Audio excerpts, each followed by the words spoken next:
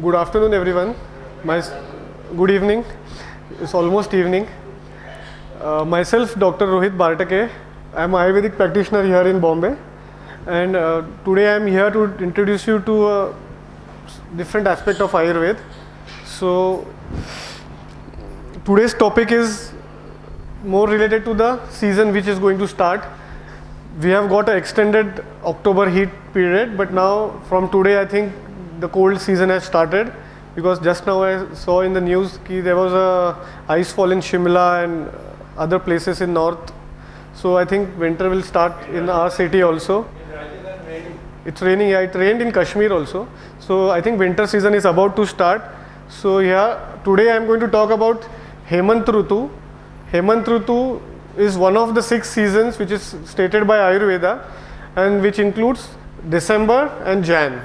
You can say it actually starts from the 1st December to 30th of Jan, but maybe because of the seasonal changes or global warming, the seasons have been changed.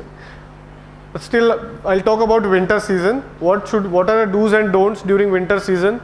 This is a speciality of Ayurveda, in which it talks about what should be the lifestyle, what should be the food habits during a specific season. We call it as Rutucharya. Rutucharya is a seasonal regime which has to be followed by a healthy person in that specific climate. So for winter season, I'm going to talk about winter season and then one specific topic which is more important during winter season. So it comes as Hemant Rutu. Hemant Rutu, one can indulge in eating sweet foods as the Agni is quite intense. Normally, if you see, this is a season where maximum sun, the earth is maximum away from the sun. So the digestive fire is highly ignited, and if the seasonal changes, the earth the seasons which occur are because of the movement of the earth and the sun. So now the earth is maximum away from the sun. So we face winter season and the digestive fire is ignited. After December, after Hemant Rutu, from Shishir Rutu, it will again start going more towards the sun, and then we face summer, which has the least energy, and the maximum energy is in Hemant Rutu. So these are the 2 seasons where there is a minimum and maximum energy levels in the body. So Hemant Rutu is well known for its maximum strength and energy, because digestive fire is well ignited because of the cold climate outside, and so we can have maximum sweet and the food which is healthy, because our digestive fire is ignited and we can put on weight or we can be more healthy during this season. One can take substances heavy to digest. This is the only season where digestive fire is well ignited.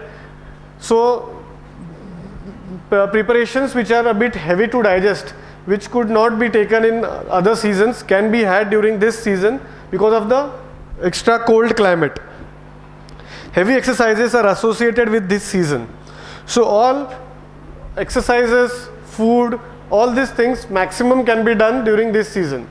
They say exercise, when someone goes for exercise, it should be half of the normal strength which we can actually limit ourselves. Half of the maximum strength we can limit ourselves. This winter season is a season where we can do maximum half of our strength. And then in other seasons, we have to do less than half of our strength, the physical exertion which we give to ourselves. So if anyone wants to start workout or start with the exercise regime, this is the best season to do that, and then continue with the minimum exercise throughout the year. So maximum food, maximum exercise and good digestive fire is a best part of this season, winter season.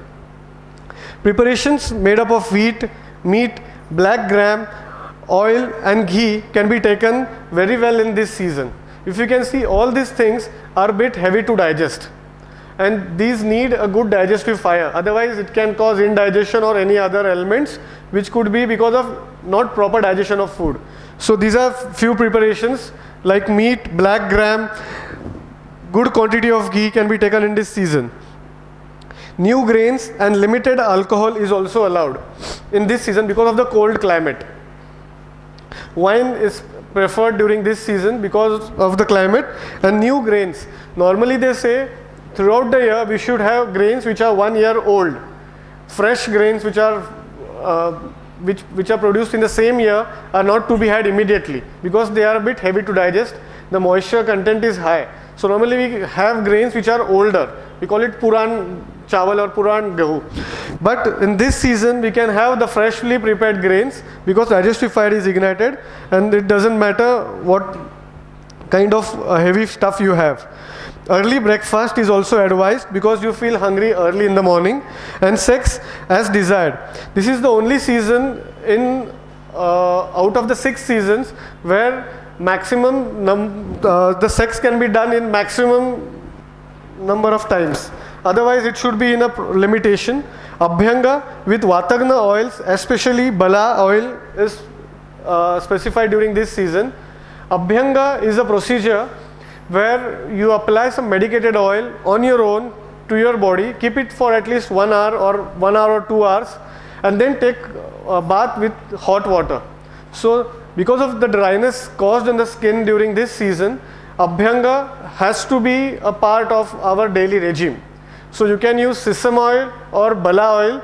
Bala oil has a speciality because it can strengthen the muscles and the bones.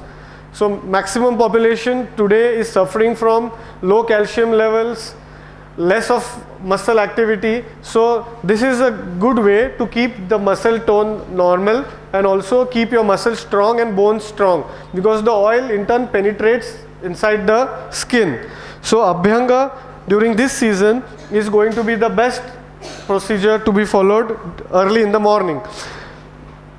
You can use astringent powders to remove the oil and then warm water bath. Because now when you apply the oil to the body, it is difficult to, the oil will remain on the body and you have to go to your day-to-day work. So best thing is there are certain astringent powders which are available, which can be used as a scrub, and then when you take a bath, this scrub can be used to remove the excess of oil from your body, and then your skin will look fresh, it will glow and without any oil content. And this is how it can be practiced over a period of time for at least, it should, ideally they say Abhyanga should be part of your life throughout the year. But specifically for people who cannot do it throughout the year, some people sweat during summers, so it's difficult to do it. But winter season is a season where everyone should compulsory go for this Abhyanga. It could be applying oil on your own daily or also going for a oil massage on a regular basis at least once in a week. For once in a week with proper oil massage and steam can be beneficial during this season because the dryness of the skin could spoil or damage the skin. Bala is a medicinal herb, and then the oil, Bala oil is the oil which is prepared from that herb. It is the base used is always sesame oil. Any oil prepared, the base used is sesame oil, and Bala is a herb which is Bala is a herb which generally strengthens the muscles and also strengthens the bones. So if you are doing Abhyanga, it can have an added effect of making your muscles and bones stronger, apart from making them this shining and glowing. Astringent powders which I talked about, these powders, generally the Uptan which we use during Diwali could be one of that astringent powder. So it could be with proper flavors, or it could be with certain substances like which can help to reduce the excess fat from the body. So people who want to go for weight loss can use powders which promote weight loss.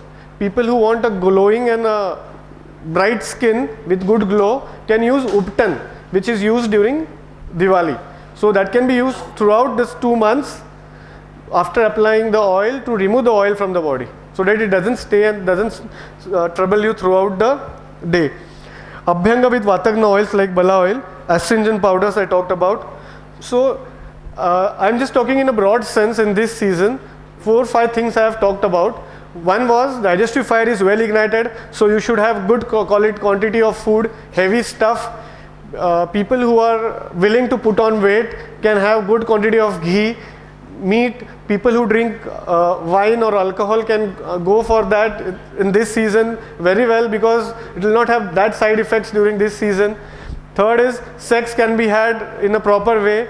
Fourth was you can do abhyanga on a regular basis so that the dryness is reduced and the glow of the skin is maintained. And then these astringent powders can be used to remove that excess oil. So I think everyone will start with abhyanga this month. The most important part of this season I talked about was sex. So there is a specific part of Ayurvedic medicine which deals with Rasayan and Vajikaran. My last talk was on Rasayan.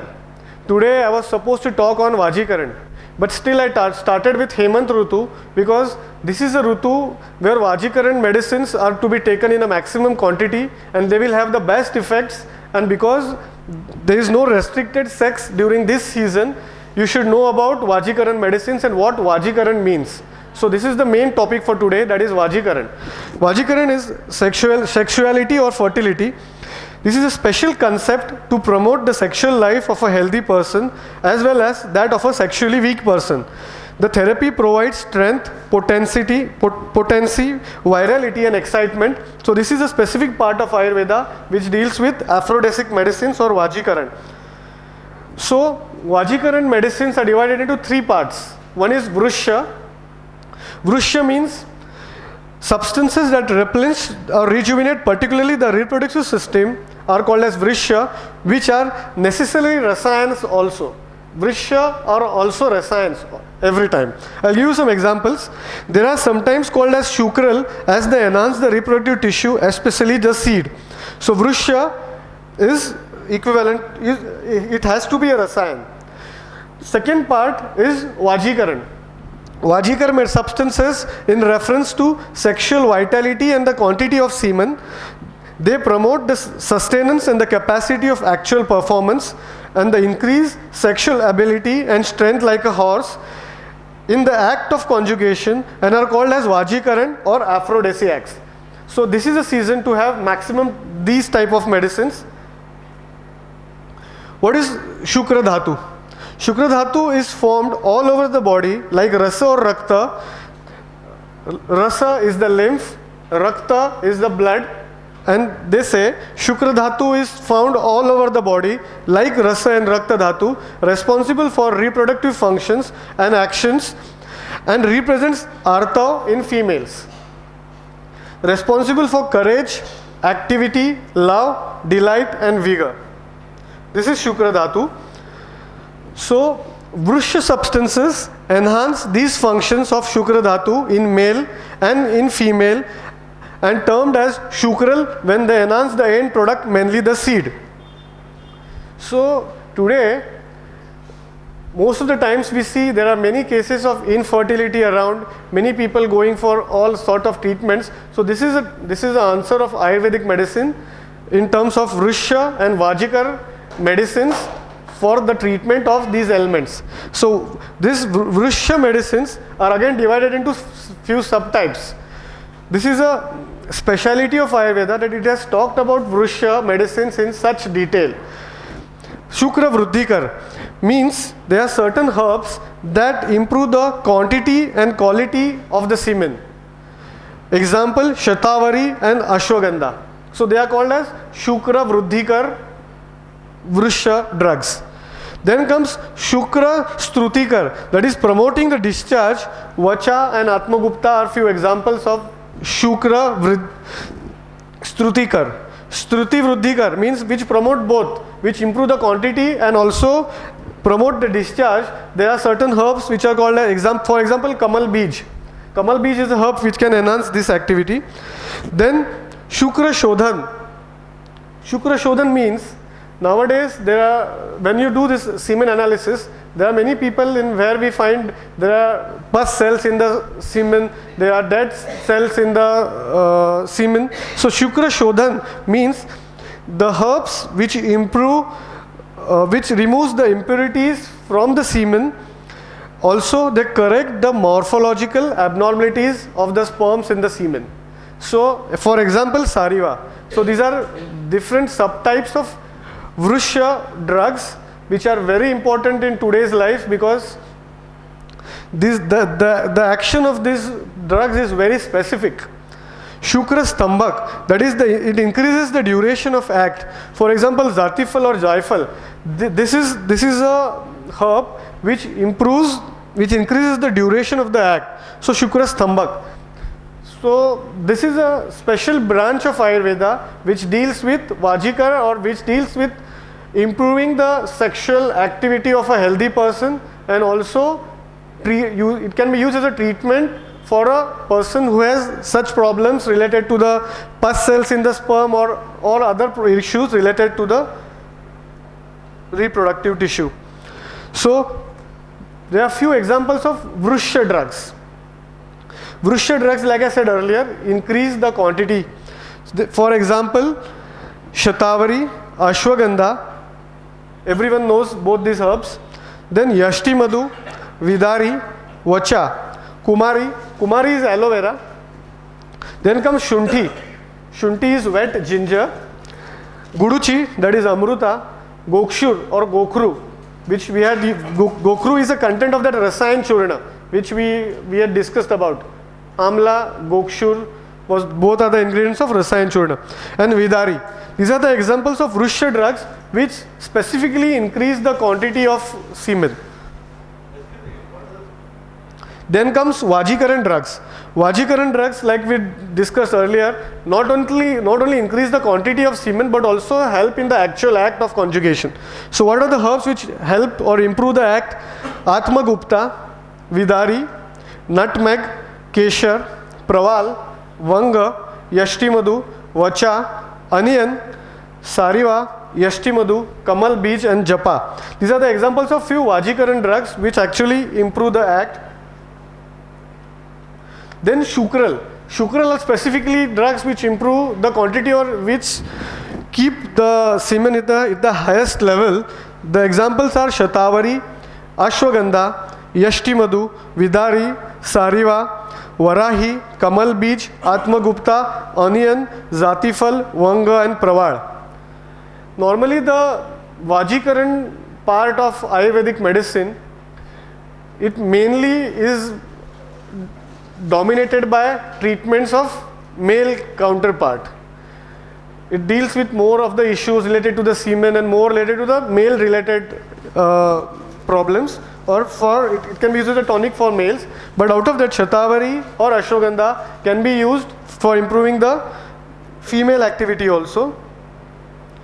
So I have taken this Vajikaran topic with Hemant Ritu, and the reason is, this is the only season where Ayurvedic texts have specified where sex can be had in a maximum quantity. Otherwise, they say the frequency of sex should be very less throughout the year.